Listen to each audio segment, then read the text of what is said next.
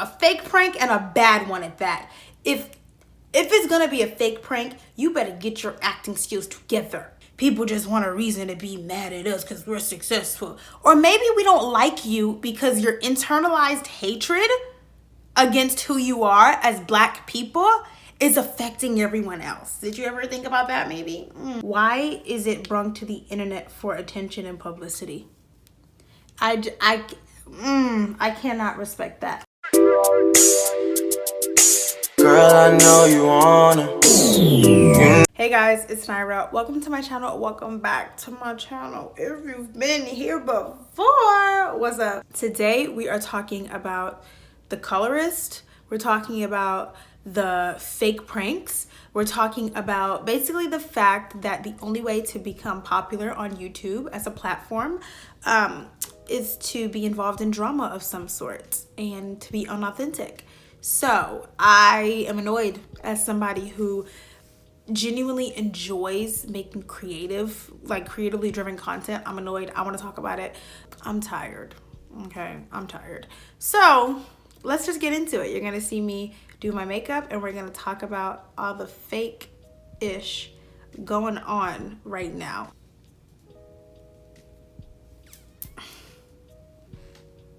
All right, so we're gonna start with brows. I just finished cleaning my brows. I plucked them a little just like less than an hour ago. So I'm about to think I'm cute. Taking the NYX Micro Brow Pencil, favorite brow product, continue to repurchase it. The topics with the S, multiple. The topics of discussion are gonna be centered around one general, very frustrating realization I've come to. And that is that the only way to gain popularity and be successful on YouTube as a platform apparently is to have drama. We have entered the day and age, and it almost hurts my heart to admit this and say this out loud, that drama is more influential and more attractive than genuine creative content. And it's a lot of young influencers too, and I think a part of the problem is that they don't necessarily understand their influence, and they are looking for like the quick way to gain popularity. They're looking for the clout. They're not necessarily worried about what they can do with their platform. They're just like, I can make a lot of money on YouTube, especially if I do a fake prank and make fake drama and all this nonsense. So yeah, so let's start here. There are a few people I'm gonna be name dropping in this video just for like example's sake. Actually maybe two. I watch I think maybe one YouTuber of the people that I'm gonna be talking about, and that's gonna be Jeffree Starr, but we'll get to him later. But I'm not throwing shade at any YouTubers at all. Like, I'm not like talking crap about them. I'm not, you know, I'm just being real with y'all. Going into the James Charles Morphe palette, which is my favorite Morphe palette ever. I think this and the Jaclyn Hill palette are one of the best like Morphe palettes ever. But the first thing I want to talk about is going to be the Prince family, or Dymond and Bianca. They are a man and woman. I'm not sure if they're married, but they have a couple channel, and they have children. Yes, that's relevant. We'll get there. You probably already know what the deal with them is if you keep up with like just like current events or like drama. Not even really YouTube drama, because this went way outside of YouTube. Everybody was talking about this. It was a whole Twitter thing. But they have a couple channel, and they have, for lack of better words, been accused, and it's not really accusatory because there's direct proof of being colorist. Colorist meaning judging people, being prejudiced based on the color of someone's skin. And a lot of people's defense is they're Black. Their own defense was, we're Black, how can we be colorist? We're not saying you were being racist to Black people. We're saying that you were being discriminatory, prejudiced because of the darkness, the pigment, the color of someone's skin. So let me give you the three big examples that they did. And these are three things that they did publicly without shame, outwardly, you know? So just imagine what goes on behind closed doors if this is what they're sharing with us. So a while ago, like maybe a few years ago at this point, Dymond and Bianca's YouTube channel got hacked, I believe. There's something got hacked. Who cares? Something of theirs got hacked. And the hacker, they were able to contact the hacker, like the hacker contacted them in a phone call or something. And there's Dymond, there's still videos of it out there. Dymond, the man of the relationship, is on the phone with the person, or was talking about the phone call or something, and it's like the hacker sounds like one of those black, burnt, dark-skinned bees. Okay. The problem there, if you don't see it, allow me to walk you through it. The problem there is equating dark skin with being an insult. Saying that someone sounds ugly and what contributes to their ugliness is the pigment of their skin. Okay, I'm not ignorant at all. Then the birth of their child. They have a daughter. I put a picture up of them. Y'all saw Dymond and Bianca are a couple made of a light-skinned woman. I think she's mixed. I think she's black and white, and a dark-skinned black male. Now, remind you, it's okay that he's dark-skinned. He still wants to be considered attractive, but he's saying that a dark-skinned woman sounds ugly because he's assuming she's dark-skinned, and that's what makes her ugly. Okay, I'm just trying to make sure I understood that correctly. Okay, cool. Foolery. At the birth of their daughter, they are obsessively discussing her skin color. This is the big Twitter moment. This was what had everybody talking. Even Miss Aaliyah J, who don't do nothing but mind her business and blend her eyeshadow, was like, yeah, that ain't cute. This went from YouTube to Instagram, Twitter. Everybody was dragging them. Dymond, because he's the dark-skinned one, was saying, oh, I'm finally gonna have a kid that's my color. She's gonna be my color. And Bianca was like upset, like, she is not gonna be your color. Like, she literally said it just like that. It's on video, you can still find it.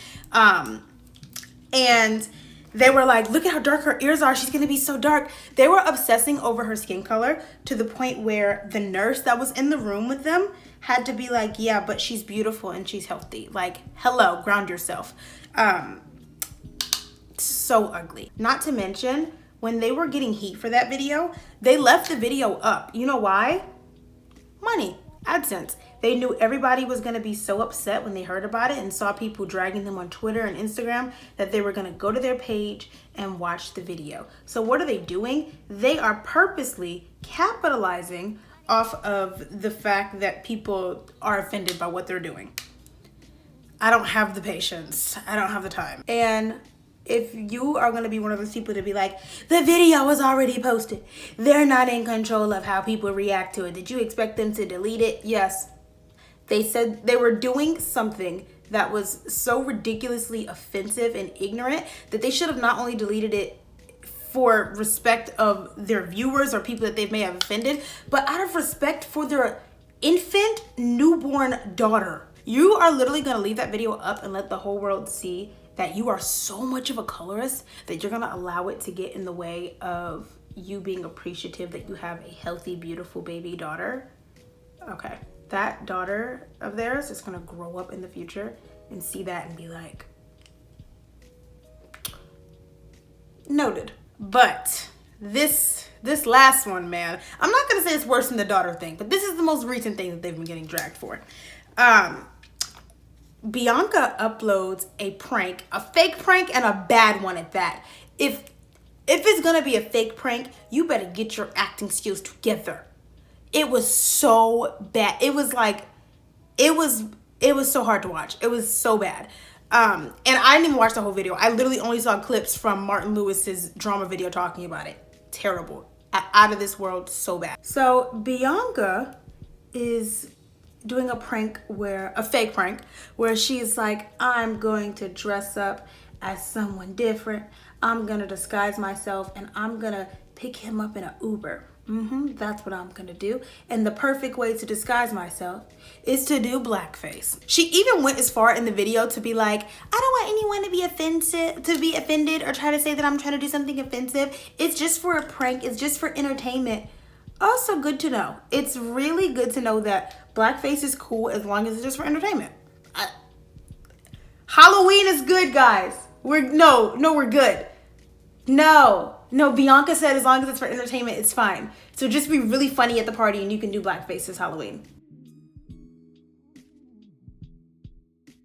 How stupid do you have to be, okay? How dumb do you have to be to legitimately say that, believe it, think it's okay, upload it to the internet? And then here's the thing, when people get upset about it, people are just hating. People just want a reason to be mad at us because we're successful. Or maybe we don't like you because your internalized hatred against who you are as Black people is affecting everyone else. Did you ever think about that maybe? You don't understand. They don't understand. They genuinely do not understand. And if they do understand, then they don't care that when you look at a lot of these people that get big off drama, we'll talk about more people, their analytics will show you their target audience is children. I understand that when you become an influencer, you don't sign up to be a babysitter, you don't sign up to be a role model, but how can you literally have you don't have the conscience to be like, okay, all these young people are watching me, and what exactly am I portraying to them? What am I telling them that it's okay to do? But to finish up on them so that I can finally move on to something else, because I've been ranting about them for a minute, I feel like. To finish up on them, my issue with them is that they are perfectly fine with offending people for profit, and instead of being genuine and admitting their faults and saying when they're wrong, they pass it off as everybody hating because we getting money. The next influencers, YouTubers I want to talk about are these two YouTubers, also a couple. They're no longer together now, but we'll get into that and how that contributes to the problem. Their names are Dymond and Sid. They are both from Miami, and like that matters. Why do people always do that? They like introduce people and like where they're from. Like nobody cares if they're from Miami. We're talking about how they're toxic. Two YouTubers who started going out, they became a thing, and they are no longer a thing, and the way they're handling it infuriates me. Allow me to explain. So they've been getting a lot of attention recently, which is how I even know who they are. Let's be clear. I only know who they are because of drama. Like I said, I'm gonna support anything that Martin Lewis puts out because he's a dope creator and I love drama channels. So I only know who they are because of his videos on them. Real quick, cleaning my brows with the instant age rewind. But they started dating and they were doing very clout chasey stuff.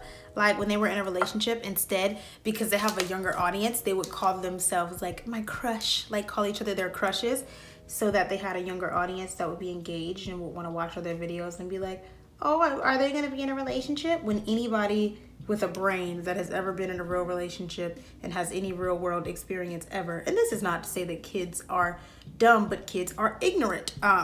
Kids don't know, you cannot fault kids for what they don't know. They're inexperienced. So that's why it's important to watch who you allow to influence your children. Anyways, I'm not a parent, whatever. So they started doing that. Then they did this ridiculously fake prank in collaboration with their other friend who's a YouTuber. And it was like they caught Dymond cheating on Sid with the other friend. I don't remember his name. Like I said, I don't keep up with these people. Cheating with the other YouTuber friend, and the prank was so fake. When they realized that they were getting good attention from the prank, they allowed the prank to go on for weeks before revealing, oh, it's just a joke. We're finally gonna tell him it was just a prank. He knew. You orchestrated it. And so I have a really big problem with people that lie to young audiences. If your life is not interesting enough, or if you are not intelligent enough, if you don't have enough to say to keep people engaged without being a liar, maybe don't do YouTube. So they gained a lot of attention off of fake pranks, lying to their audience. So again, another set of people that don't understand or respect, because like I said, sometimes they do understand, they just don't care. people that don't understand or respect the influence that they have. Taking the Milani Conceal and Perfect Foundation. So recently there have been some pretty serious allegations between the two, that Sid choked Dymond on 3 separate occasions, and domestic violence is nothing to joke about, and I will not do one single ounce of victim blaming for this situation at all whatsoever. There's no excuse for it ever. So the girl Dymond told her side of the story in its entirety, and we learned that she did not involve the authorities in this situation. Her and Sid both are making multiple videos titled, like, you know, dramatic things like The Truth, My Side of the Story. And as a victim and as someone feeling the need to clear your name, you have a right to post. And aside from that, it's just your channel. You have a right to post whatever you want. I'm not sure if either of them, and they're around my age, but they're around my age, so I don't want to blame them on their age, because you know better, you know what to do, you know what not to do. But, you know, age could still play a factor. Not everybody is as mature as their similarly aged counterparts. I'm not sure if it's because of their age or their maturity level or whatever, but neither one of them seem to, and this is from what they're displaying, I'm not assuming anything about their personalities or whatever, neither one of them seem to be understanding or displaying the seriousness of domestic abuse situations. Dymond's father has even made a YouTube channel and is like making videos about the situation.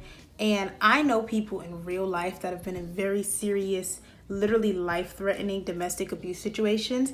And why is it brung to the internet for attention and publicity? I cannot respect that. If you want to say, everyone, this is what happened to me, I want to share my story, it's heartbreaking. And I am a victim of, assault, abuse, sexually, not like domestic violence. But I'm a victim of that, and I wish so bad. I am all here for it, like victim outing. Like if you did something, everybody deserves to know it. I will put it on a t-shirt. I'm here for that. And I even wish I could be even more like that, but just the way my life is set up, I am choosing not to. I'm not gonna say I can't, I'm choosing not to. My point is, I don't fault Dymond for taking it to social media. If you want to make it public so that people know what kind of person this is, then do that. But then we have like Sid making like videos and monetizing it, and Dymond and her dad making videos monetizing it. And then you look back on how fake that prank was with Dymond and Sid and their friend, and how they orchestrated that whole thing and how much attention and money they got out of that. And it makes me personally feel uneasy, because Dymond could be legitimately trying to tell her story, and then her dad's kind of like benefiting from it rather than protecting her. But when it comes to the internet, negative attention or positive attention is nothing but ad revenue. It's nothing but an increase in analytics, and it's nothing but an increase in people watching ads and giving you money, realistically. That's why, like, the saying, any press is good press, really reigns true on YouTube. The more people that click your video and watch them ads, the more money they make. I'm using an e.l.f. blush palette. But yeah, we're no longer looking at their content. We're just paying attention and watching their videos and giving them subscribers and views, because there's drama involved. That gets on my nerves. Now, you don't get to talk about YouTube drama without addressing the beauty community. No. We're not skipping over that. The person that has been the most controversy, the most drama, the most issues in the beauty community is without a doubt Jeffree Starr, like for sure. Nikita Dragun is a strong runner-up. The reason I am a fan of Jeffree Starr, I actually have friends or people in my real life, and maybe 1 or 2 comments, because I've mentioned in a bunch of videos before that I am a fan of Jeffree Starr. Like, somebody as pro-black as I am, like, how can they support Jeffree Starr? And I'll tell you, a genuine apology with actions to reflect it. Jeffree Starr did not give a BS Snapchat apology with a dog filter on. Jeffree Starr didn't give some BS apology at all. Jeffree Starr gave multiple genuine apologies and didn't go, oh my God, I'm sick of apologizing for this. He understood that he offended people multiple times. He was gonna have to respond and be apologetic tenfold. You know what I mean? And he has said before, like, oh, it's the same old thing, you know, but it was never in a way that was like dismissive of his actions. It's never been like, well, I already apologized for that. You know, Jeffree Star has never been the person to pull that card. He always understands that he will forever be apologizing and taking responsibility for the things he said that offended people so bad.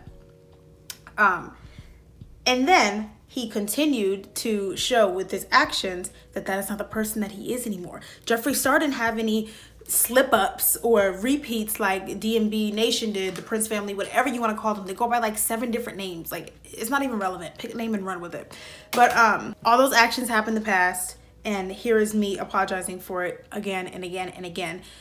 He did in his last apology video, I believe, was like, you know, this is the last time I'm gonna make like a general apology video. But even still, he's not dismissive of it. It is owning what you did wrong and being able to be like, I did this. I understand I'm probably gonna be apologizing for this for the rest of my life, and I deserve that. That's okay. Real quick, y'all, I don't feel like putting on lashes, so I'm just doing mascara. This is the Falsies Push-Up Trauma Mascara by Maybelline. That is why I have no problem supporting Jeffree Starr. It is owning up to your actions, understanding that one apology won't always be enough, understanding that that is going to be people's go-to when they want something against you, and that you caused that yourself. He knows how to be forthcoming with his flaws and genuinely apologetic. But yeah, I really hope you guys enjoyed this video. If you did, leave me a like. If you did enjoy this video, comment down below. I want to talk to you guys about it. What are your thoughts? What are your opinions? You think I'm right? You think I'm wrong? Let's talk about it. Head on over to my Instagram and follow me so that we can connect on and off YouTube. I hope you guys enjoyed this video, and I will see you in the next one. Bye. Girl, I know you wanna. You know I wanna. Yeah, she keep giving me look hotter than the 6 in the summer. Dead ass, girl, I want. Girl, I know you wanna. You know I wanna.